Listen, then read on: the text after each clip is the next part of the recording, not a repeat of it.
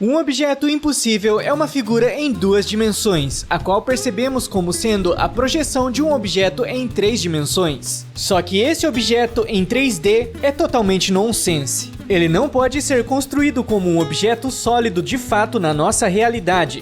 Ele meio que viola os princípios que a fundamentam, como a definição de espaço, por exemplo, contradizendo noções de profundidade e distância, aparentando coerência local, mas sendo, na real, totalmente incoerentes do ponto de vista global. Ou então, no mínimo, eles expõem uma limitação do nosso modelo mental da realidade. Objetos impossíveis são um tipo de ilusão de ótica, uma vez que eles enganam o sistema visual humano, nos fazendo vê-los de outro modo pela sua estrutura, somada ao modo pelo qual o nosso sentido da visão opera. Alguns exemplos bastante conhecidos dessa categoria de objetos são o triângulo de Penrose, também por vezes chamado de tribarra, sua variante mais antiga, o triângulo impossível, o tridente impossível, também chamado de Blivet, a queda d'água impossível, a escada de Penrose, o enlace borromeano e o cubo impossível.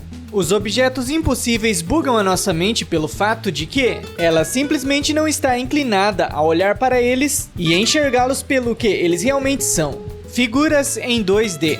Em vez disso, nosso cérebro tem uma tendência quase que automática e profundamente enraizada de interpretar desenhos bidimensionais como representações de objetos tridimensionais. Nossa percepção das coisas não vê simplesmente linhas sobre um plano ao olhar para um desenho em 2D. Ela reconstrói volumes no espaço. Por esta razão, o clássico desenho chamado de cubo de Necker dificilmente é percebido pela gente como sendo apenas dois quadrados ligados por linhas diagonais. Pelo contrário, ao olharmos para tal ilustração, vemos de imediato um cubo, quer esteja ele inclinado para o canto inferior esquerdo ou para o canto superior direito. Tanto faz, ambas as interpretações são válidas. Quando olhamos para um objeto impossível como o triângulo de Penrose, por exemplo, cada parte é vista como localmente coerente em três dimensões. Ou seja, elas fazem sentido isoladamente. Porém, todavia, entretanto, ao integrar o todo, percebemos que todas essas interpretações locais não podem coexistir num espaço tridimensional consistente. Para melhor ilustrar, vamos rotular os vértices de A a C, de modo que, ao observá-los aos pares, podemos listar as seguintes relações. O vértice B está mais perto de você do que o vértice A, ou seja, B está na frente de A. Percebemos também que C está na frente de B. E por fim, notamos que A está na frente de C? Pois é, isoladamente, cada relação faz sentido.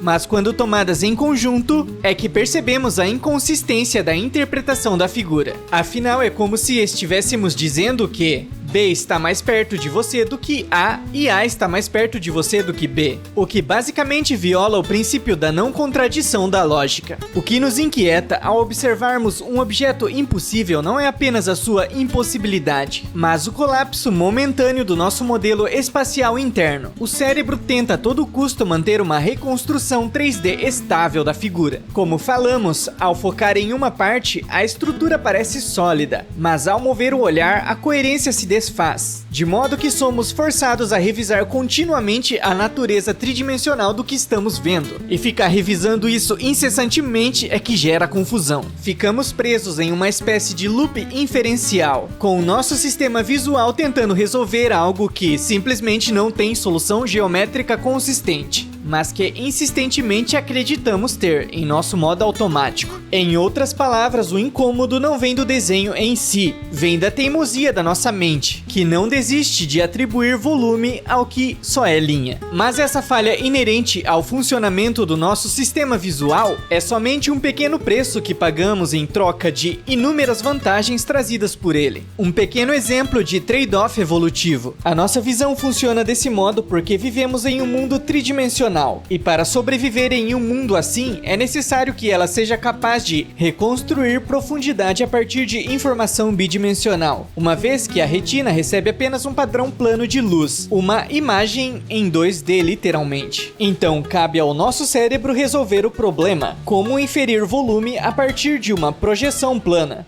E ele o faz por meio de um sistema de inferência probabilística, onde ele se pergunta qual é o mundo 3D mais provável que geraria essa imagem e escolhe a interpretação mais plausível, segundo sua experiência acumulada. E aqui os objetos impossíveis se tornam armadilhas estatísticas, pois eles fazem a hipótese mais provável ser estruturalmente impossível. E tá tudo bem, porque a nossa visão não precisa ser um espelho do mundo. Ela só precisa nos ajudar a nos mantermos vivos, saudáveis, seguros e etc. O nosso sistema visual evoluiu para agir rápido, o que seria menos possível se o cérebro fosse mais fresco e exigisse prova matemática de consistência global antes de aceitar uma forma. Nossa percepção foi moldada por processos evolutivos para assumir continuidade, solidez, coerência espacial e iluminação consistente. E na imensa maioria dos casos, tudo isso funciona muito bem, obrigado. Então, dane-se que essa escada não tenha coerência. Os objetos impossíveis nos ajudam, portanto, a entendermos a nossa própria percepção, revelando que ela não é passiva. Pelo contrário, como vimos, ela é uma hipótese ativa sobre o mundo. Ela é um processo construtivo e seletivo.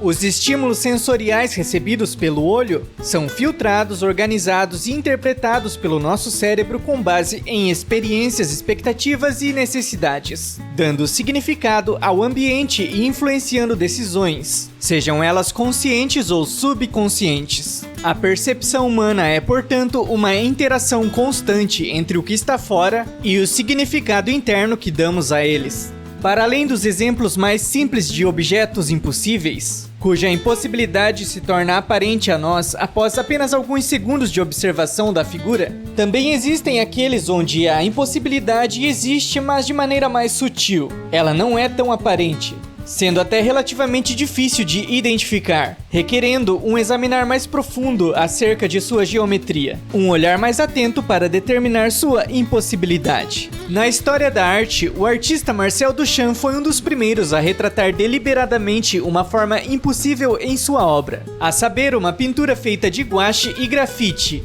realizada entre 1916 e 17, intitulada Apollinaire Enamel, produção essa similar a uma propaganda de tinta, que retrata uma guria pintando de branco sua cama bugada. Mas quem utilizou a rodo tal classe de figuras foi mesmo o artista Oscar Reuterswärd. Ao longo de sua vida, ele criou várias e várias formas impossíveis, inclusive a primeira versão que se tem registro do Triângulo de Penrose, aqui formado por uma série de cubos em perspectiva, figura essa feita por ele em 1934 aos seus 18 anos, a qual ele chamou de Triângulo Impossível. Ele é considerado o pioneiro e quem mais criou figuras impossíveis, razão pela qual ele ficou conhecido como o pai das figuras impossíveis. O estudo formal e científico acerca dos objetos impossíveis se inicia no ano de 1958, com a publicação do artigo intitulado Impossible Objects: A Special Type of Visual Illusion, no British Journal of Psychology, de autoria do psiquiatra Lionel Penrose e seu filho, o matemático Roger Penrose. Publicação esta que contava com ilustrações do Triângulo de Penrose e da Escada de Penrose.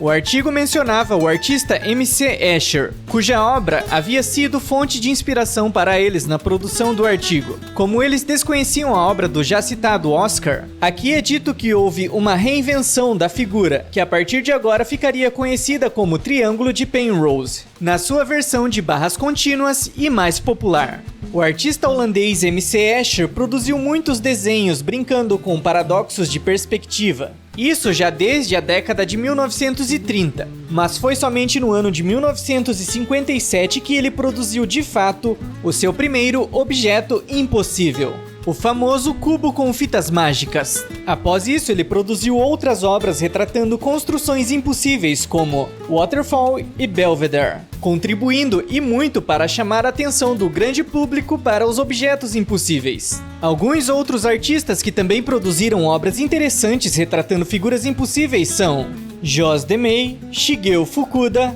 Sandro Del Prete, Istvan Oroz, Guido Moretti, Tamás F. Farkas, Mathieu Ramaekers e Kokichi Sugihara. Dá só um look no trampo dos mano.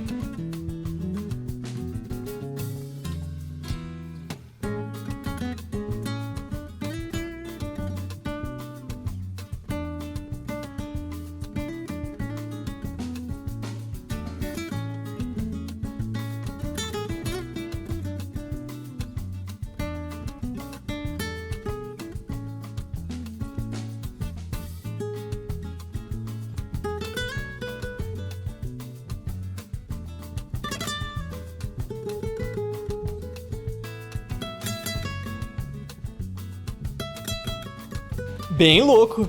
Ainda que os objetos impossíveis não possam existir na realidade, existem esculturas, construções e, pasmem, até formações naturais que, quando vistas de um determinado ângulo, parecem ser de fato um objeto impossível bem na sua frente. Mas só até você mudar o ponto de vista ou girar o objeto. Aí o Genjutsu quebra. Para produzir tal ilusão tornando o impossível possível na realidade, são utilizadas técnicas como perspectiva forçada e anamorfose.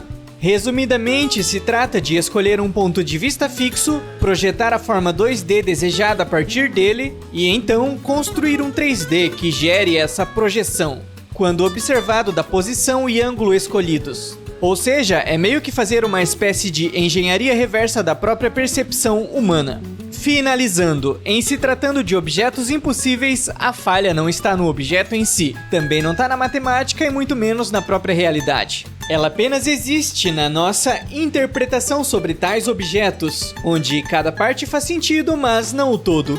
Obrigado por assistir!